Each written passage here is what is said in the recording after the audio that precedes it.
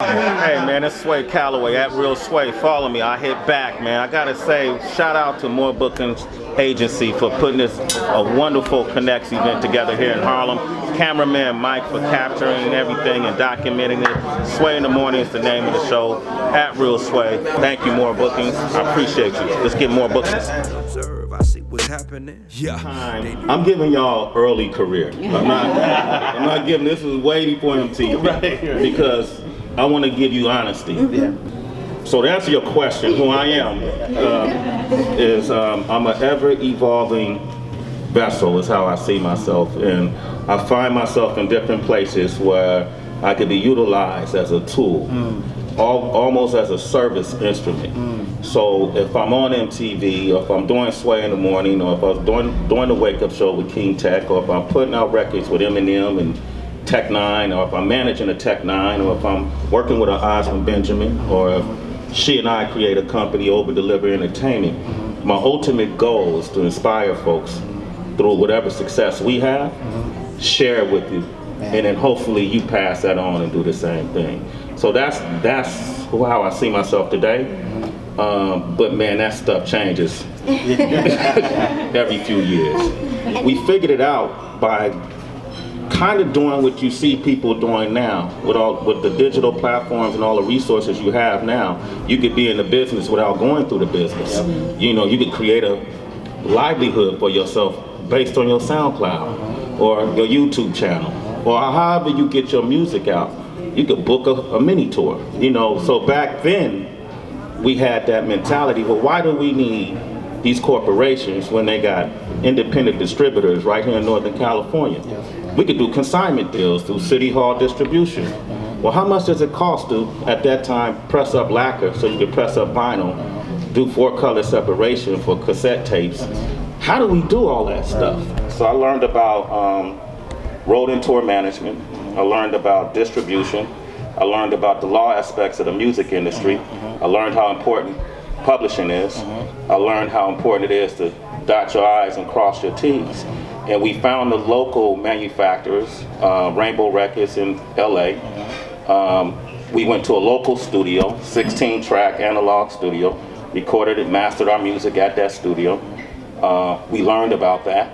We learned that it cost probably at that time maybe $1.70 something to press up one cassette tape, you know, and we would sell it to the distributor for $5. So then we start learning, well, if this is how much profit we make, how much profit is the record company making that all these people are signing away all their rights to? So we started doing it independently, and we were selling maybe 3,500 cassette tapes at that time. But you do the math on that, you multiply that times 5, we were seeing money we never saw before. 20, 25K, we still teenagers. You know what I mean? So for us, that was really big. So the same people we started with, some of them that stayed, we formed a group for them, called them New Craze.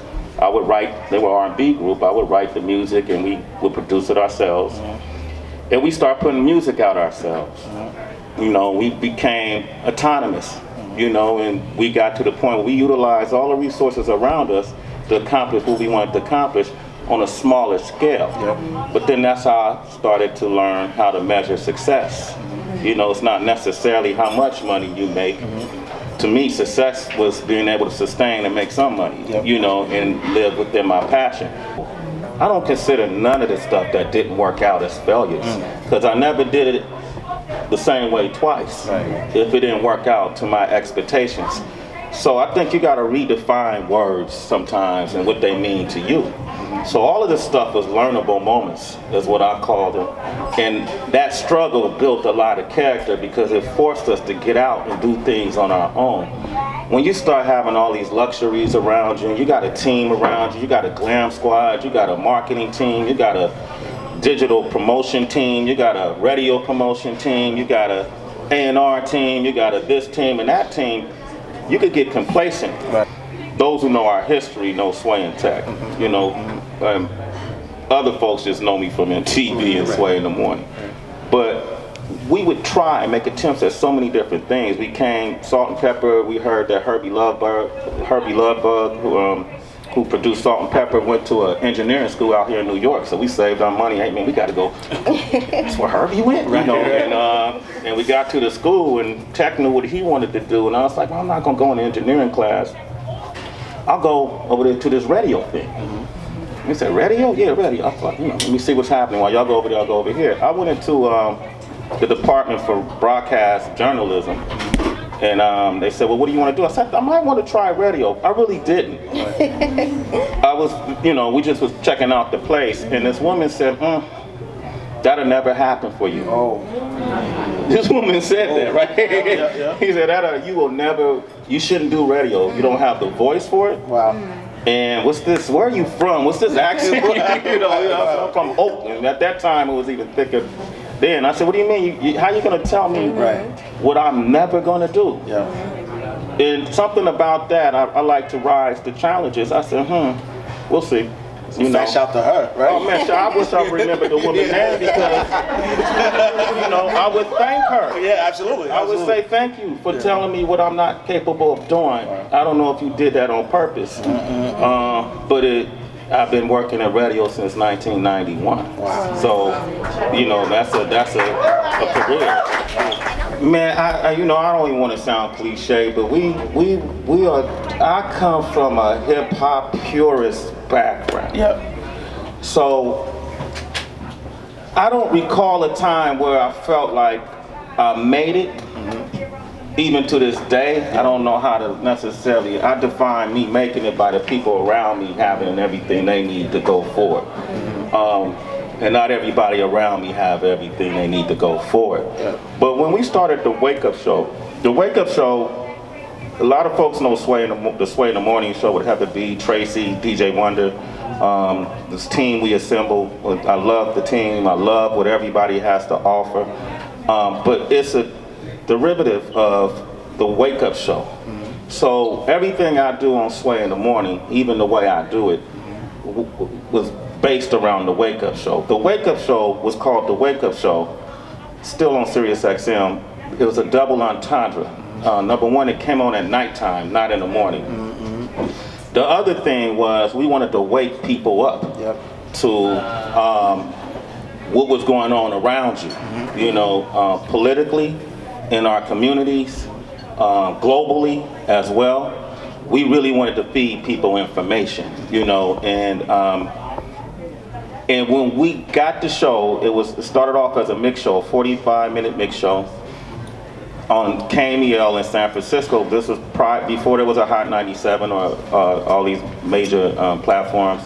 There weren't any these type of radio stations, P1 stations, that were playing hip hop in early day parts. So you wasn't going to hear it in the morning, or this before Ed and Dre got on Hot and started.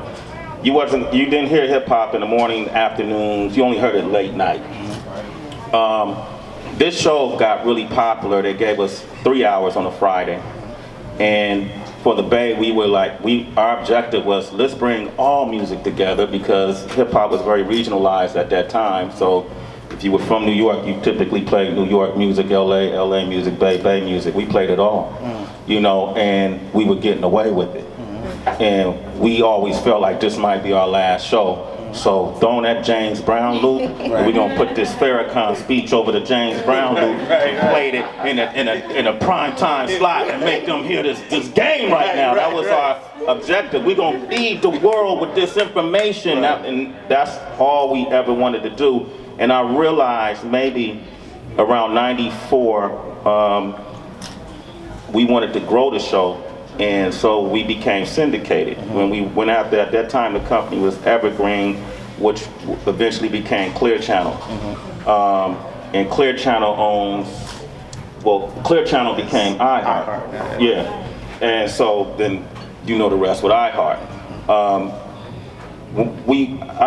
My partner King Tech and I approached the program director in San Francisco, who moved to LA to program direct a station called 92.3 to Beat at that time. They rehashed it. And we said we want to get syndicated. This is the whole music business at this time realized that the Bay Area is a top 4 market. You can actually come into the Bay. These guys have created a grid. We also set up artists when they came into town to go on their promo runs, to clubs, we put together concert tours for artists, the whole nine. We knew that we had power. We recognized our value, and we asked them to syndicate us. And if you don't, we're going to go to the next company. And so we had a little bidding war in LA at this time. I realized that we were living in our passion when we got the syndication, and we were syndicated at that time in the Bay, LA, Philadelphia, Chicago, and then it grew. You know, and we eventually became on 5 different continents. Nice. And 29 different stations around the world. Nice, nice, so, nice. From Japan to France to Vancouver, the Virgin Islands. And we were bringing on artists like Lauryn Hill and the Fugees. Right. Y'all don't know who they are, but Right. you know what I mean? We bringing on Nas. You don't know who he is, but you're gonna know who he is. You know, we Biggie. You know, you don't know who this guy is yet. But one day you're gonna learn who he is. Outkast. People didn't understand Outkast because they were from Atlanta. But they didn't rap at that time like anybody you heard from Atlanta. We heard Southern Playalistic and was like, what the fuck? So we had a key market. The country looked at that market because we started the buzz. And so we was hand select certain people like the Roots. People didn't know who the Roots were. So at that time, Exhibit was a rapper still. KRS-One, Chino XL, you know, all these Goody Mob. You know, all these different groups would come out and we would utilize the platform for that. That's when I realized, man, we swimming in our passion.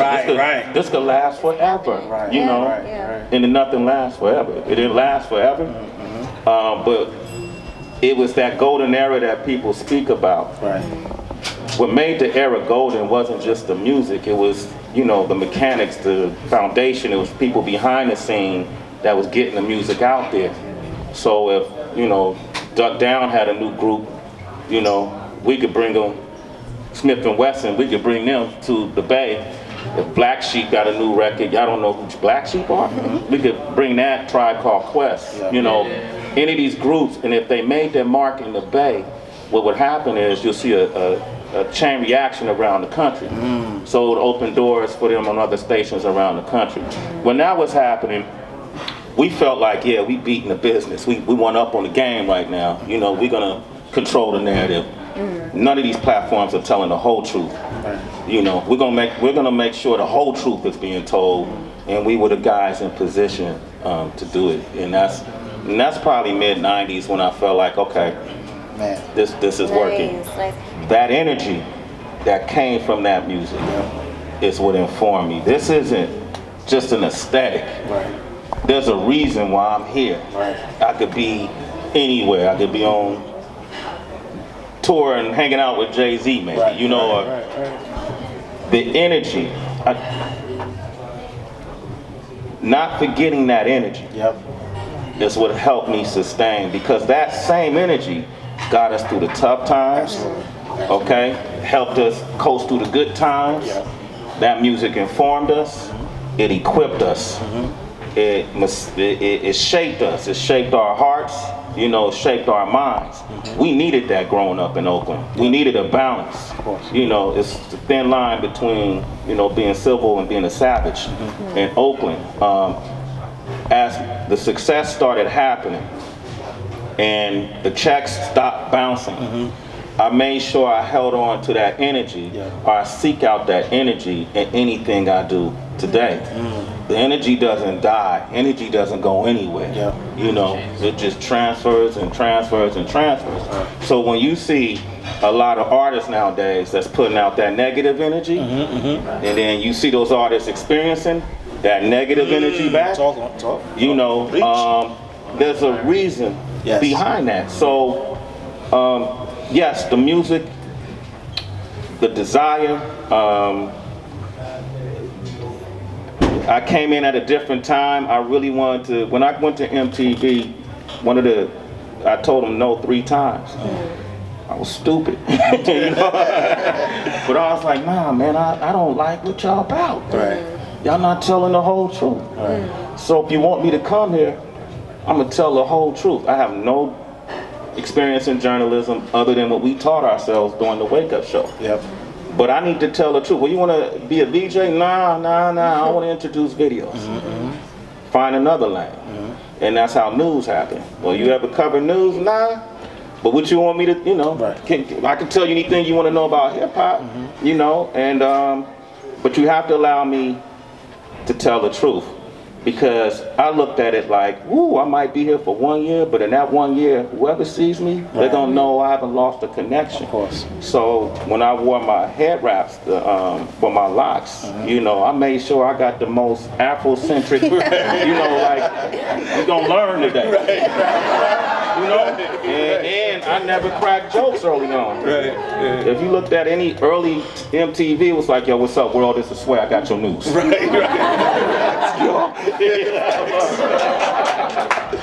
Cracking up in the back of my head that I'm actually on MTV, right? So, and I would end every report with, I could be talking about NSYNC, right? And I'll end, hold your head up, keep it righteous. that was like my wink. Yo, like, y'all, I'm in here.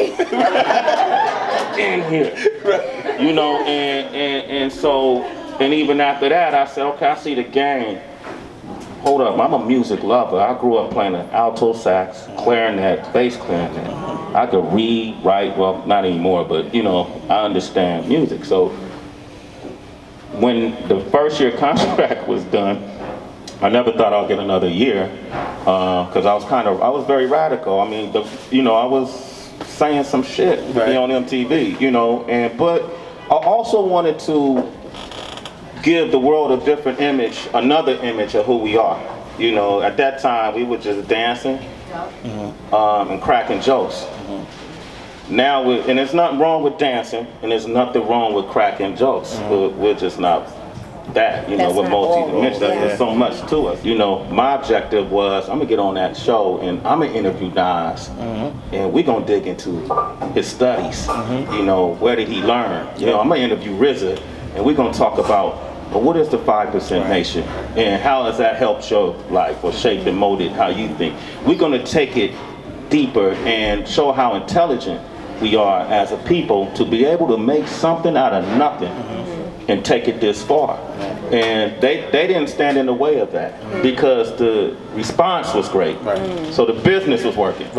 And so at that point is when I wasn't really politically active, but in terms of the process, the political process, but I told at that point, hey, listen, I want to start taking a dive into the political arena. And not only that, I don't want you to pigeonhole me. I want to interview Bono from U2. Well, what you gonna know about Bono from U2? Are you kidding me? You know, I know that he knows what Trans-Euro Express is because I hear some of those samplings in their music. So him and I could talk about some early Beat Boy records that we used to dance to and how that came into U2's sound, you know, and what he knows about it. And that actually happened. And we had a conversation that no one else had had with Bono up until that point. With politics, it was important to me to go in and get involved in the process and kind of explain the jargon.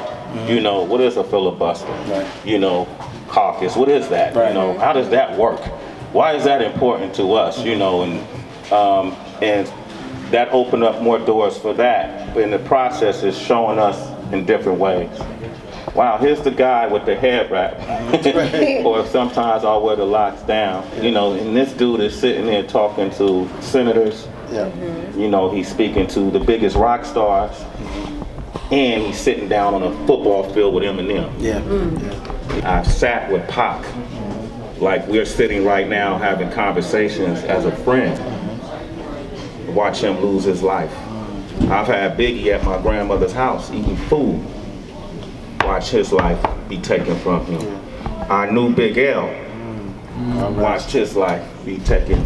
I knew Big Pun. Saw that happen. I came up in Oakland, so I knew a lot about activism and what people lost for the rights that the ones that we rightfully, we shouldn't even have to fight for rights, but you know what I mean. But I watched people lose their lives. You know, I know how hard it was for LL Cool J to become LL Cool J. I know it's a lot of artists that got their lives sucked out of them because they got hoodwinked by the music business. I grew up in faith, you know, so I don't give it all to myself, is why I stay humble about it. For some reason, when I was younger, I used to run the 200 meters, and for some reason, the last 50 yards, no matter what, I would always be in the back. Shit, damn. In the last 50 yards, I would always feel this boost, like something propelled me. And I would always end up taking first or second. It just always happened. I don't know what it was. In retrospect, it was probably because I was stronger in the end than others. But I thought it was divine intervention, pushing me forward. So I never told anyone. One day I told my track coach, he said, "How do you always do that?" I said, "Man, let me tell you what happens." Right? And I told him the story, and it never happened again. After maybe I became conscious, too conscious of it. And sometimes my grandmother used to say, you gotta let it go and let God. You know, and so I humble myself in these moments. You know what I mean? Because I know it's divine. Us speaking here today. You know, somebody, young man right there, I walked by him, he said, "Damn, you're a legend." D West. I'm looking at him like, a legend, dog? You know, 'cause I know what I think a legend is. But I'm going to take that from him. Because maybe something in him that he's seeing me is going to inspire him. Absolutely. You know what I mean? If he sees me that way, then, man, thank you. I appreciate it.